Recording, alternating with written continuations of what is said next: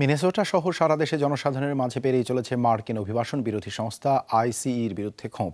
আইসিই এর অত্যাচারের প্রতিবাদে উত্তাল কলম্বিয়া ইউনিভার্সিটি। ক্ষোভ প্রকাশ করতে রাস্তায় নেমেছে শিক্ষক ও শিক্ষার্থীরা। ট্রাম্প বিরোধী ব্যানার হাতে চলছে ব্যাপক আন্দোলন, স্লোগান। পুলিশের সাথে সংঘর্ষে গ্রেপ্তার করা হয়েছে ১২ জনকে। চুল পড়া অনেক কমে গেছে। থ্যাংক ইউ মা। চুলের ভিটামিন জুই মাল্টিভিটামিন কোকোনাট অয়েল। সড়ক অবরোধ করে চলছে কলম্বিয়া ইউনিভার্সিটি শিক্ষার্থীদের বিক্ষোভ। তাদের সাথে আন্দোলনে যোগ দিয়েছেন শিক্ষক ও সাধারণ মানুষও। শাট ইট ডাউন স্লোগানে মুখরিত হচ্ছে গোটা এলাকা। এক পর্যায়ে ব্রডওয়ে এলাকায় যান চলাচল বন্ধ করে দেন বিক্ষোভকারীরা। এ সময় ইউনিভার্সিটি কর্তৃপক্ষের বিরুদ্ধে অভিবাসন বিরোধী অভিযানে আইএসকে সহায়তার অভিযোগ তোলে আন্দোলনকারীরা।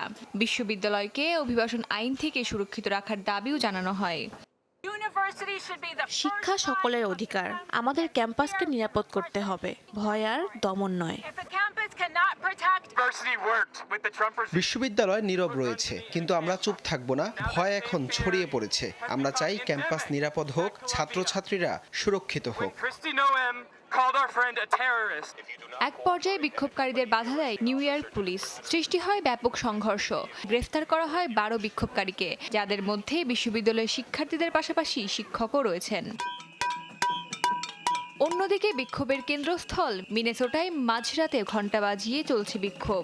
আইসিইদের অত্যাচারে অতিষ্ঠ হয়ে মাঝরাতে রাস্তায় নেমে আসেন বাসিন্দারা। মার্কিন অভিবাসন বিরোধী সংস্থার বিরুদ্ধে ক্ষোভ জানান তারা।